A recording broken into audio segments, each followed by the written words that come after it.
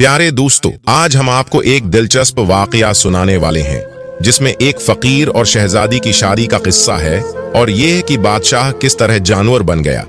इस पूरी कहानी को जानने के लिए हमारे साथ आखिर तक रहिएगा। कहा जाता है कि एक खूबसूरत गांव था जिसमें एक बादशाह रहता था जिसकी एक निहायत खूबसूरत बेटी थी। बादशाह अपनी बेटी से बेहद मोहब्बत करता था। जब उसकी बेटी शादी के काबिल हुई तो दूसरे राजाओं की तरफ से उसके रिश्ते आने लगे। बादशाह अपनी बेटी की शादी के लिए मुनासिब लड़के से मुलाकात भी कर रहा था, मगर उसे अब तक अपनी बेटी के लायक कोई शख्स नहीं मिला था। एक दिन इस गांव में एक बूढ़ा फकीर आया। वो बादशाह के सामने जाकर कहने लगा कि मैं आपकी बेटी से शादी करना चाहता हूं। यह सुनते ही बादशाह को बेहद गुस्सा आया और उसने कहा, तुम्हारी इतनी जुर्अत कैसे हुई कि तुम मेरी बेटी के बारे में ऐसा सोचो। बादशाह ने अपने आदमियों को हुक्म दिया कि फौरन इस फकीर को गिरफ्तार करके कैद खाने में डाल दिया जाए। फकीर ने बादशाह से कहा, बात को समझने की कोशिश करें। मेरी शादी की ख्वाहिश के पीछे एक बड़ी वजह है। मगर बादशाह ने उसकी बात सुनने से इनकार कर दिया और फकीर को कैद खाने में डाल दिया। वहां फकीर को कोड़े मारे जाने लगे। जब यह खबर शहजादी तक पहुंची तो उसने अपने वालिद से कहा, किसी बुजुर्ग के साथ इस तरह का सलूक करना मुनासिब नहीं है। मगर बादशाह ने जवाब दिया, तुम इस मामले में दखल मत दो। शहजादी बुजुर्गों की बहुत इज्जत करती थी और निहायत नेक दिल थी। इसने कहा, जो भी हो, मैं ये पसंद नहीं करती कि उस मुल्क का राजा किसी बुजुर्ग इंसान पर जुल्म करे। बादशाह ने उसकी बात मान ली और उसे कैद खाने से रहा कर दिया। मगर शहजादी को यह इल्म नहीं था कि वो फकीर दरअसल उसके लिए शादी का पैगाम लेकर आया था। जब उसे उस बात का पता चला तो वो अपने वालिद के पास आई और कहने लगी, क्या उस फकीर ने मुझसे शादी की ख्वाहिश जाहिर की थी? बादशाह ने पहले से सबको सख्ती से मना कर रखा था कि उसकी बेटी को बात का इल्म ना हो, क्योंकि वो बहुत जद्दी है और जो फैसला कर ले डंके की चोट पर करके रहती है। जब बादशाह को पता चला कि उसकी बेटी को सच्चाई मालूम हो गई है तो वो गुस्से से बोला, मेरी अकलौती और लाडली बेटी के बारे में इस बूढ़े ने शादी का सोचा भी कैसे? बेटी बहुत समझदार थी, बाप के सामने खामोश रही, मगर दिल में सोचा कि अगर वो फकीर वाकई मुझसे शादी करना चाहता है तो उसे खुद जाकर मिलना चाहिए। वो इसी फकीर से मुलाकात करने कैद खाने गई और पूछा, आप मुझसे शादी क्यों करना चाहते हैं?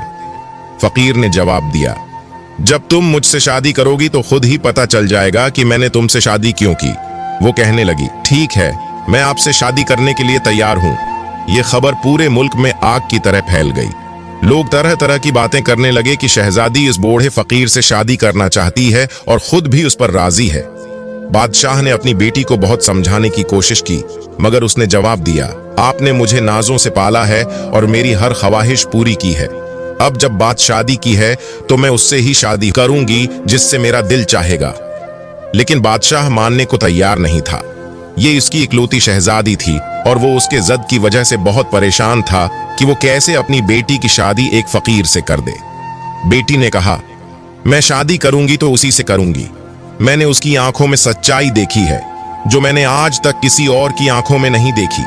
आखिरकार बेटी की बात पर बादशाह को मानना पड़ा। उसने खुद पूरे सल्तनत में ऐलान कर दिया कि हमारी बेटी की शादी हो रही है और ये शादी बहुत सादगी से होगी, सिर्फ निकाह होगा और मेरी बेटी अब महल में नहीं रहेगी बल्कि अपनी झोंपड़ी में उसके साथ रहेगी जिससे वो शादी कर रही है। बादशाह शदीद गुस्से में था क्योंकि वो ये नहीं चाहता था कि उसकी बेटी की शादी फकीर से हो।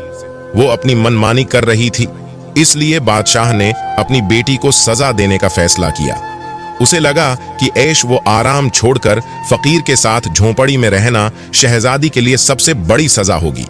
बादशाह का हुक्म लोगों के लिए अनोखा था, मगर सबसे ज्यादा हैरानगी की बात यह थी कि शहजादी ने यह शर्त है कबूल कर ली।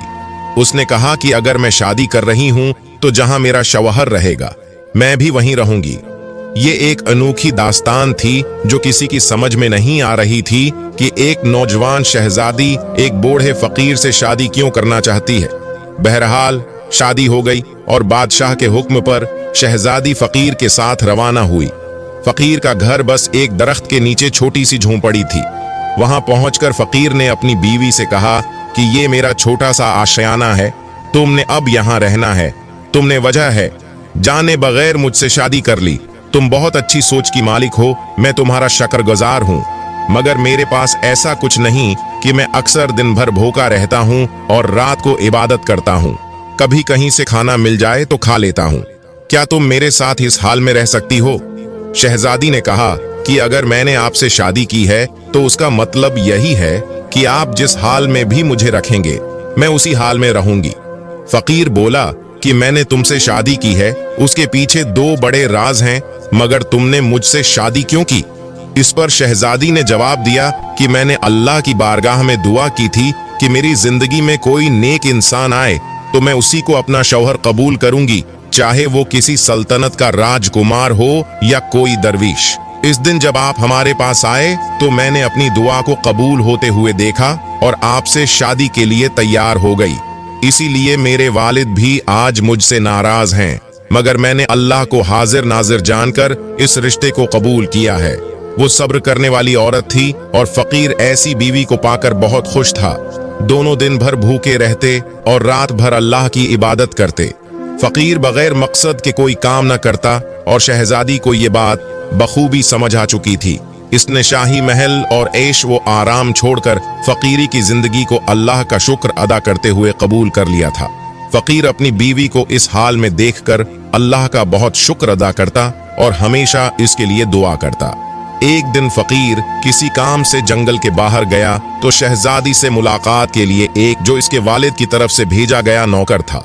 इसने कहा कि आपके वालिद आपको बहुत याद करते हैं और पूछते हैं कि क्या आप इस फकीर के साथ खुश हैं। ये सुनकर शहजादी का दिल भर आया। नौकर ने कहा कि अगर आप महल वापस आना चाहती हैं तो हम आपको वापस बुला लेंगे और ये रिश्ता खत्म करवा देंगे। शहजादी ने जवाब दिया कि शायद मेरे वालिद ने मुझे पहचाना नहीं। मैं अपने शोहर के साथ बहुत खुश हूँ और अल्लाह की रिजा पर राजी हूँ। नौकर ने कहा कि आपके वालिद ने आपके लिए एक कीमती मोती भेजा है, जो नौकर छोड़कर चला गया। फकीर जब वापस आया तो मोती देखकर पूछा कि ये तुम्हें किसने दिया? शहजादी ने सारी कहानी सुनाई। फकीर ने कहा कि अगर तुम खुश नहीं हो और अपने वालिद के पास जाना चाहती हो तो जा सकती हो, मैं तुमसे कोई शिकायत नहीं करूंगा। इस पर शहजादी बोली कि मैं यहाँ खुश हूँ और मुझे किसी चीज की कमी नहीं है। आपकी सूरत में मुझे सब कुछ मिल गया है। मुझे अल्लाह की रिजा के लिए आपके साथ रहना पसंद है और इस मोती को मैं रखना नहीं चाहती थी। ये मोती तो नौकर मेरे पास जबरदस्ती छोड़ गया है।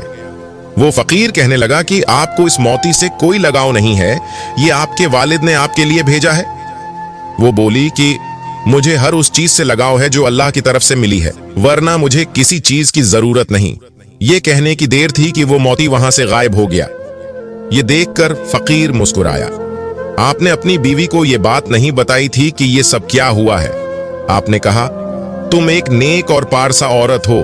ये मोती जहां से आया था वहीं वापस चला गया। एक सादा औरत जो अपने शौहर के साथ प्यार से रहती थी, उम्र का फर्क होने के बावजूद सुकून में थी। उसने हमेशा शाही जिंदगी देखी थी और आज 2 खजूरों पर गुजारा कर रही थी। ये बहुत बड़ी बात थी। कभी कभार तो खजूर भी मैसर न होती। एक रात वो फकीर इबादत कर रहे थे कि उन्हें किसी के आने की आहट सुनाई दी। फकीर ने देखा कि एक आदमी अपने सर पर बड़ा सा थाल लेकर आ रहा है। उसने कहा कि बादशाह सलामत ने अपनी बेटी के लिए रात का खाना भेजा है और कहा है कि उसे कहो कि सिर्फ पानी पिएगी तो मर जाएगी। उसका शौहर उसे खिलाने के काबिल नहीं है। उसका बाप अभी जिंदा है और उसे सब कुछ दे सकता है। ये सुनकर शहजादी बोली, मुझे कोई ख्वाहिश नहीं है, मेरी कोई हाजत नहीं है, मैं सिर्फ अपने अल्लाह से मांगती हूँ। जाओ, ये खाना वापस ले जाओ और जिसने भेजा है उसी को दे दो। मैं वही खाऊंगी जो अल्लाह खिलाएगा। नौकर थाल लेकर खड़ा रहा तो शहजादी को गुस्सा आ गया और बोली, मैं ये खाना नहीं खाऊंगी। शहजादी की ये बात सुनकर फकीर की आंखों में आंसू आ गए। उन्होंने अल्लाह ताली से दुआ की, या अल्लाह, ये तुझसे मांगती है, कभी शिकायत नहीं की। या अल्लाह, मेरी बीवी के लिए आसमान से एक ऐसा फल उतार दे जो किसी ने कभी न देखा हो। फकीर की दुआ कबूल हो गई और आसमान से चांदी के थाल उतरते नजर आए जिनमें खाने रखे हुए थे। बादशाह का नौकर ये मंजर देखकर हैरत में गुम हो गया। वो अपने खाने का थाल लेकर महल की तरफ वापस चला गया। इधर फकीर ने अपनी बीवी से कहा, तुम हमेशा कहती हो कि अल्लाह तुम्हें खिलाएगा तो तुम खाओगी। ये देखो, तुम्हारे लिए खाना आसमान से आ चुका है, ये अल्लाह की तरफ से है। शहजादी ने अपने शोहर के साथ मिलकर वो खाना खाया। शादी के बाद पहली बार उसने पेट भरकर खाना खाया और अल्लाह का शुक्र अदा किया। जब नौकर महल पहुंचा तो उसने बादशाह से कहा, अब आपको अपनी बेटी की जरा भी फिक्र नहीं करनी चाहिए। इसके लिए तो आसमान से चांदी के बर्तन उतारे जा रहे हैं। वो बहुत अच्छी जिंदगी गुजार रही है। वो कोई फकीर नहीं बल्कि लगता है कि किसी सल्तनत का शहजादा है। बादशाह ने कहा, यह कैसे हो सकता है? अगर ऐसा हो सकता है तो मैं उसे अपना बेटा बनाऊंगा, तो वो झोंपड़ी में क्यों रहता? बादशाह के कान नौकर की बातों को सुनकर खड़े हो गए, मगर उसने बज़ाहिर कुछ न कहा। फिर वो चुपके से भैंस बदलकर फकीर की झोंपड़ी के पास पहुंच गया। फकीर ने एक बार फिर अल्लाह से दुआ की और बादशाह ने खुद अपनी आंखों से देखा कि आसमान से थाल उतर रहा है, जिसमें ऐसा खाना था जो कभी हो सकता था बादशाह के महल में भी नहीं बनाया गया था। ये सब देखकर बादशाह का खून खोलने लगा और वो महल वापस आ गया।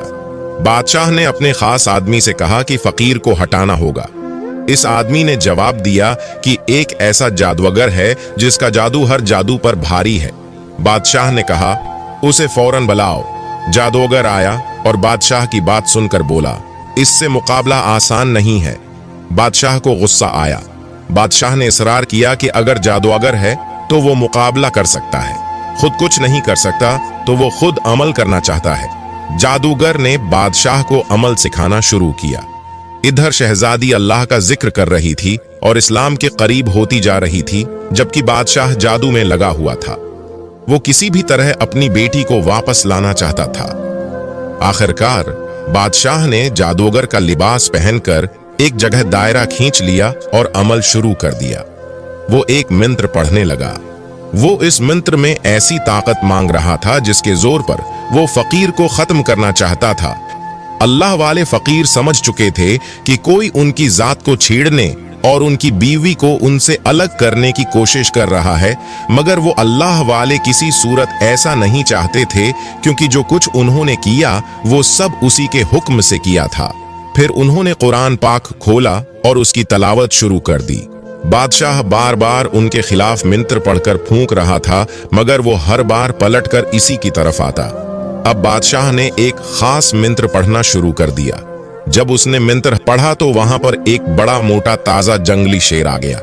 बादशाह ने कहा कि जाओ, जंगल में जो फकीर बैठा है उसे चीर फाड़ दो और मेरी बेटी को वापस मेरे पास ले आओ। बादशाह के हुक्म पर वो शेर जंगल की तरफ दौड़ पड़ा, लेकिन यहां तो अल्लाह वाले फकीर खूबसूरत आवाज में कुरान की तलावत कर रहे थे। जब शेर वहां पहुंचा तो कुरान की तलावत की आवाज सुनकर वो भी वहां बैठ गया और तलावत सुनने लगा। जैसे जैसे अल्लाह का नाम लिया जा रहा था, बादशाह की हालत खराब होती जा रही थी। जादूगर ने बादशाह को पहले ही बता दिया था कि अगर जादू अटक गया या कोई गड़बड़ हो गई तो वो कुछ ऐसा होगा जिसका बादशाह तसव्वुर भी नहीं कर सकता। फकीर ने शेर की तरफ देखा और अल्लाह का नाम लेना शुरू कर दिया।